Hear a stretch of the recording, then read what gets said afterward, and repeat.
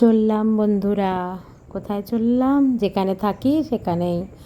দেশ ছেড়ে, সবাইকে ছেড়ে, পরিবারকে ছেড়ে, আত্মীয় স্বজন সবাইকে ছেড়ে আবার চললাম একদম বিদেশে। বিদেশ, হ্যাঁ বিদেশ, আমার জন্য সেটা বিদেশই। যেখানে আর কি কাউকে দেখতে পারি না নিজের লোকেদের, সেটা আমার কাছে বিদেশি। সেটা ইন্ডিয়ার মধ্যে হোক আর ইন্ডিয়ার বাইরেই হোক।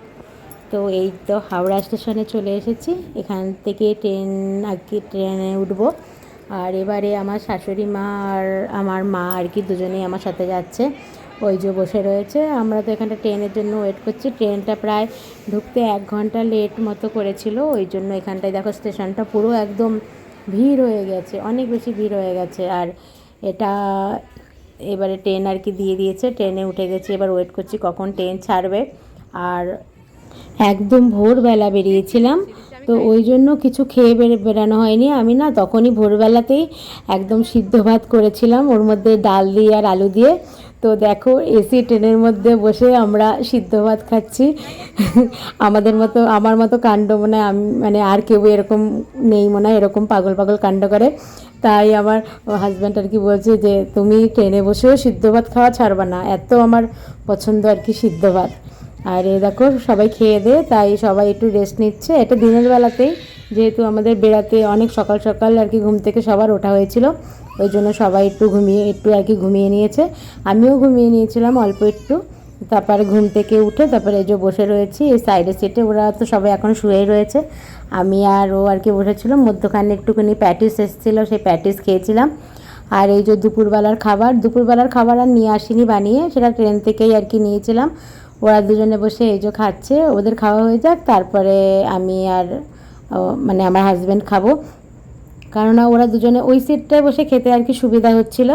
আর এই সিটটা না এবারে আমি প্রথম দেখলাম, এত যাওয়া আসা করেছি কিন্তু এরকম এই সিটটায় মানে ওই সাইড যে আপার লোয়ারে হয় ওখানটা এরকম আর কি এই সিস্টেমটা খুব ভালো, মানে বসে খেতে দুজনের বসতে খুব সুবিধাই হয়েছিল।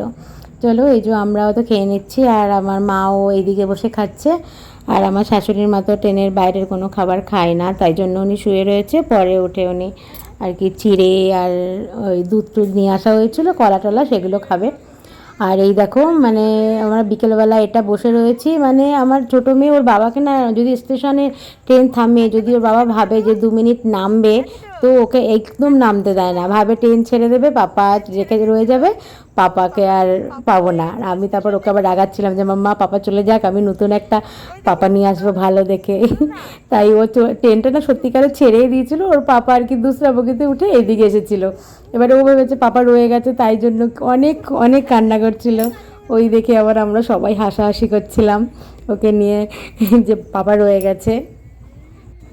ও তো একদম ছোটোবেলা থেকে ওর পাপাকে একদম ট্রেন থেকে নামতে দিতে চাইতো না, আর তাই ওরকম করছে। আর আমরা তো এখন এইভাবেই কালকে সকালবেলায় আর কি পৌঁছে যাব।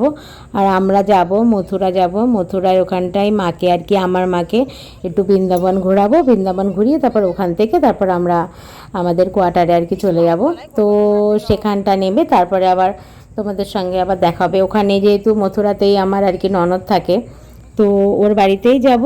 ও আর কি সব কিছু ঘুরিয়ে টুরিয়ে দেখিয়ে দেবে। বেশি টাইম মোটে এক সপ্তাহ মতোই থাকবে, তো ওই জন্যই তাড়াতাড়ি করে ঘোরাবো। আর এই দেখো আমরা আগ্রা ফোর্টে আর কি নেমেছিলাম, এখান থেকে আগ্রা ফোর্ট দেখা যাচ্ছিলো, তাই একটু তোমাদের দেখালাম।